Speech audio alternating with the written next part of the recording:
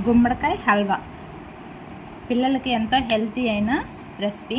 ఇది తప్పనిసరిగా పిల్లలకి హెల్తీ ఫుడ్గా పెట్టాల్సింది. ఎలా చేయాలో చూద్దాం. ఫస్ట్ ఏం కావాలో చూద్దాము.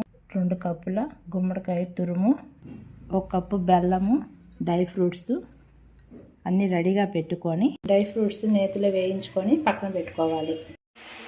అదే కళాయిలో ఇంకొంచెం నెయ్యి వేసుకొని ముందుగా తురుము పెట్టుకున్న గుమ్మడికాయ తురుము వేసేసుకొని బాగా వేయించుకోవాలి. కొంచెంసేపు వీటిని తిప్పుకుంటా ఒక 5 నిమిషాలు పచ్చి వాసన పోయిందాకా వేయించుకోవాలి.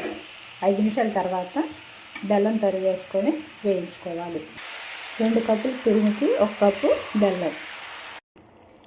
బెల్లం అంతా కరిగి ఇలా నీళ్ళుగా వచ్చింది. అదంతా వినిగిపోయిందాక మనం వేయించుకోవాలి. మంట కొంచెం హైలోనే పెట్టు. బెల్లం వేసుకున్న తర్వాత మంట హైలోనే పెట్టుకొని మొత్తం వినికిందాక వేయించుకోవాలి. మధ్య మధ్యలో ఇలా బాగా వేయించుకోవాలి. బెల్లం వేసిన తర్వాత మంట హైలో పెట్టేసుకొని ఇలా మధ్య మధ్యలో వేయించుకుంటా ఇది మొత్తం దగ్గర పడిందాక బాగా వేయించుకోవాలి. ఇలా వేయించుకునేటప్పుడే బాగా కొంచెం నెయ్యి ఎక్కువ పట్టిద్ది, నెయ్యి వేసుకోవాలి. ఇప్పుడు దగ్గర పడిన తర్వాత ముందుగా వేయించుకున్న డ్రై ఫ్రూట్స్, చిటుకుడు పచ్చకర్పూరం వేసేసుకొని నెయ్యి వేసుకుంటేనే హల్వాకి టేస్ట్.